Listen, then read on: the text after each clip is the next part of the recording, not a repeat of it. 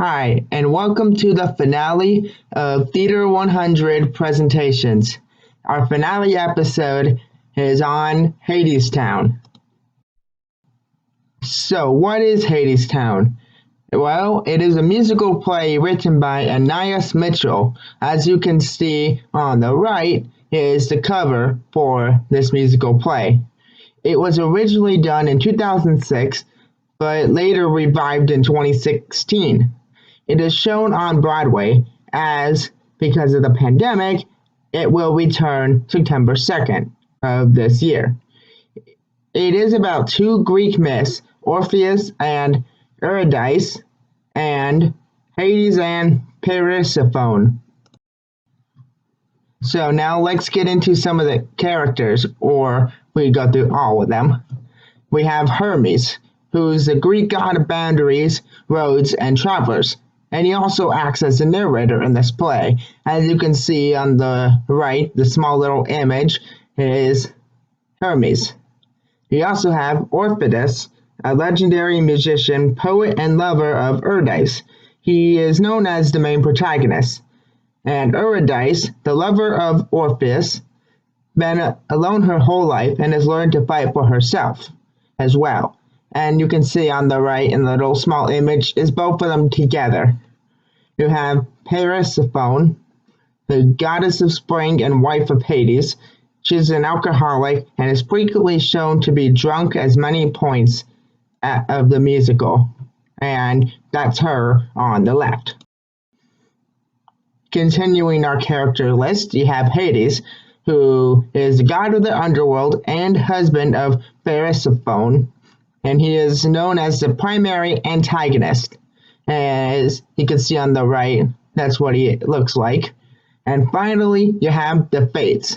They are three spirits that act as the driving force of many key decisions for the other characters. Hermes, in the opening number, describes them as three old women who dress the same. And as you can see in the bottom, that's what they look like. The play is split into two acts. As Act 1, summary, says, the story begins with the Greek god Hermes introducing the characters.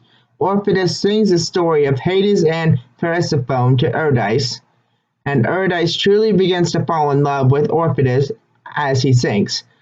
Eurydice is intruded by the rich phrases sung by the Fates, as well as the promise of protection that Hadestown offers. Hades leaves his factory to find someone who will appreciate its safety and security because Persephone decides to go on her own path.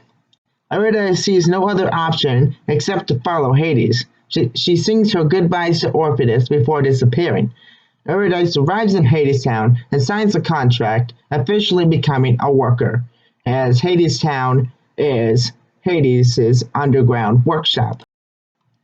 So now getting into Act 2, and Andrade reveals that Persephone is bypassing Hades' laws by selling wind, rain, and sunshine to the workers. Orpheus arrives in Hadestown and promises Eurydice that he will take her home with him.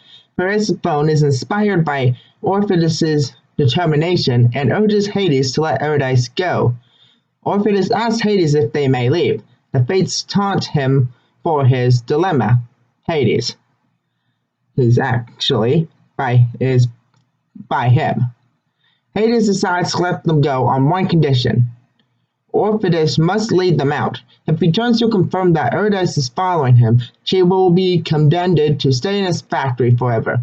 Orpheus makes it up to the end, where he is overcome by doubt and turns around, sending Eurydice back to Hadestown forever. Now we get into our awards section. At the 73rd Tony Awards, Hadestown received a total of 14 nominations. Of these nominations, 8 of them were won.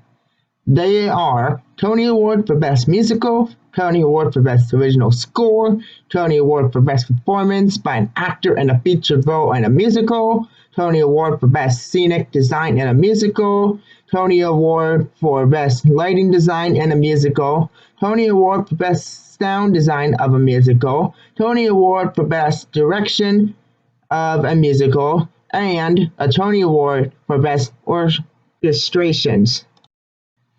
As you can see, these are my two references for the presentation I've done on Hadestown.